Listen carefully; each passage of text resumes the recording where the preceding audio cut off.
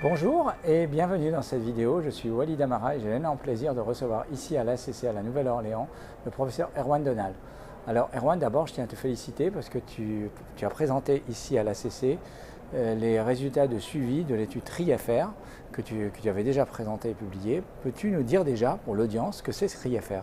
Donc TRI-FR, c'est une étude randomisée, traitement médical optimal et optimisé versus traitement médical optimal et optimisé tout au long du suivi, plus implantation de clips en position tricuspide chez des patients qui ont des fuites tricuspides sévères et symptomatiques. C'est une étude académique financée par le PHRC national.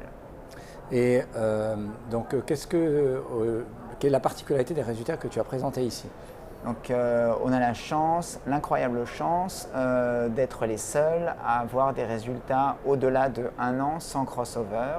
Et donc pour la première et la peut-être dernière fois, nous pouvons montrer ce que fait le traitement de la fuite tricuspide par clip sur le pronostic, puisqu'on avait montré à 1 an dans TRI-FR mais aussi dans TRI-Luminette et TRI-SHAND avec une prothèse, que quand on traite la fuite tricuspide, on améliore les symptômes et on améliore la capacité à l'effort, mais aucune de ces 3 études, TRI-FR, TRI-SHAND et TRI-Luminette, n'avait montré d'effet sur les hard outcomes, c'est-à-dire hospitalisation pour insuffisance cardiaque ou éventuellement décès. Et donc là, pour la première fois, après 30 mois de suivi, nous démontrons de manière assez incroyable que quand on traite la fuite tricuspide, on retarde le moment de la première hospitalisation avec un bénéfice de 44% en risque relatif, de réduction de risque pour la première hospitalisation. Et mieux que ça, mieux que ce 44% de risque relatif qui est hautement significatif, on arrive à montrer qu'on diminue la charge en insuffisance cardiaque et en décompensation de 50%. C'est-à-dire qu'un patient qui est traité de sa fuite tricuspide, il a une diminution de 50% du risque d'être hospitalisé et réhospitalisé. Or, on sait que ces patients qui ont des insuffisances cardiaques très sévères sont hospitalisés 1 fois, 2 fois, 3 fois, 4 fois jusqu'au décès. Et là, donc, on diminue cette charge en hospitalisation de 50%, ce qui est hallucinant. Ça montre quand même l'intérêt d'une prise en charge, on va dire, plus précoce une fois que le diagnostic est établi, bien sûr. Voilà, donc je pense que là, on montre que la fuite tricuspide était considérée comme un marqueur de l'insuffisance cardiaque. Maintenant, c'est une cible thérapeutique et cette cible thérapeutique permet de changer la trajectoire de l'évolution de l'insuffisance cardiaque d'un patient qui, tu sais, est décroissante progressivement, une hospitalisation, puis on décroît progressivement vers la mort. Et bien là, grâce au traitement de la fuite tricuspide, peut-être on va avoir la première hospitalisation, mais après on va réussir à mieux stabiliser le pronostic du patient. Et donc, on améliore la qualité de vie, on améliore la qualité à l'effort et on empêche le patient de venir à l'hôpital.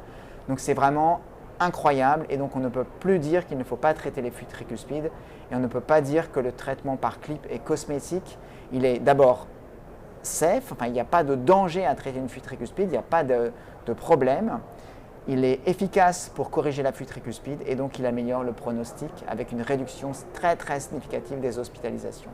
Pour les cardiologues généralistes qui sont nombreux, qui voient cette vidéo, en gros, quelles sont les indications aujourd'hui de clip? Eh bien, j'ai envie de dire à tous nos collègues hospitaliers, privés, enfin, quelle que soit leur pratique, qu'il faut faire de l'échographie cardiaque. C'est moi qui le dis, donc ça va. Il faut faire de l'échographie cardiaque, il faut regarder le cœur droit.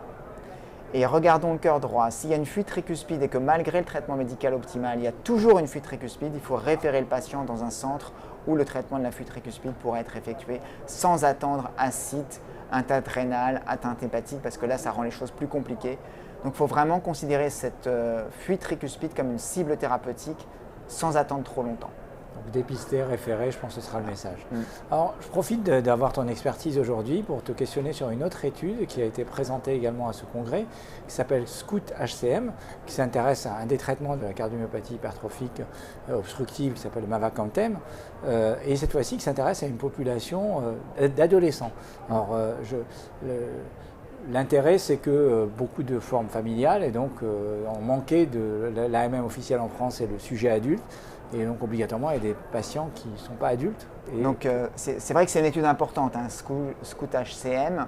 C'est des patients de 12 à 18 ans, chez qui on va débuter le mavacamten à 2, 5 ou 5 mg, comme on fait chez l'adulte en France. Et là, il a été montré après une durée de suivi qui est faible et une petite population néanmoins, mais ça fait quand même le New England Journal of Medicine, donc c'est quand même assez impressionnant. Et donc ils arrivent à montrer un effet qui est relativement symétrique de celui qu'on a chez l'adulte, sans effet indésirable grave. Et donc on a une réduction de l'obstruction sous-aortique et une réduction de la masse et de l'épaisseur pariétale qui apparaît très précocement, comme on l'a souvent chez l'adulte, mais peut-être moins. Donc là, ça veut dire, là, peut-être un peu comme Tri.fr, on change la trajectoire de la pathologie. Le patient est symptomatique avec une obstruction, on met le mavacamten, on fait disparaître l'obstruction, donc moins de symptômes, et en plus, on réduit l'épaisseur pariétale. Donc on peut espérer beaucoup de bien pour ces patients jeunes traités avant l'âge de 18 ans s'ils ont une cardiomyopathie hypertrophique obstructive. Comment tu vois les choses qu'aujourd'hui, on a l'impression qu'il y a une bonne partie des patients qui sont peut-être errants dans la nature, vus par leur cardiologue, peut-être finalement on ne va pas assez loin en les interrogeant par rapport à leurs symptômes. Comment tu vois les choses?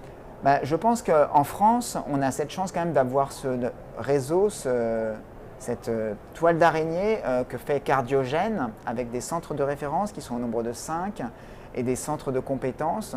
Nous-mêmes, à Rennes, on a un centre de référence et je peux te dire qu'on voit beaucoup de patients, certes des patients de 40 ans, certes des patients de 20-30 ans, mais on voit aussi quelques patients et les enfants des patients que nous voyons qui ont des cardiomyopathies hypertrophiques et donc là, on va pouvoir les traiter avec plus de facilité et donc probablement changer la qualité de vie de ces enfants et peut-être redéfinir leur avenir, leur permettre de voir la vie différemment. Donc je pense que c'est une étude qui est pas sur des critères durs, mais c'est une étude qui va vraiment faire qu'on doit référer ces patients dans les centres cardiogènes pour mettre en place ces traitements comme on le fait chez l'adulte. Et peut-être le sais-tu, mais la France est un modèle pour le monde entier dans sa prise en charge de la cardiomyopathie hypertrophique. Donc je pense que c'est grâce à Cardiogène et à cette capacité que l'on a à recevoir les patients qui nous sont référés par les cardiologues de ville, les cardiologues des hôpitaux généraux pour mettre en place ces traitements parce que mavacamten c'est très très bien mais il faut quand même surveiller et donc il faut pas faire ça tout seul dans son coin, il faut référer ça à des gens qui le font fréquemment. Donc référer, diagnostiquer, dépister, je pense que c'était globalement les messages aujourd'hui. Merci et encore bravo pour le beau travail. Merci à tous de nous avoir suivis et à très bientôt.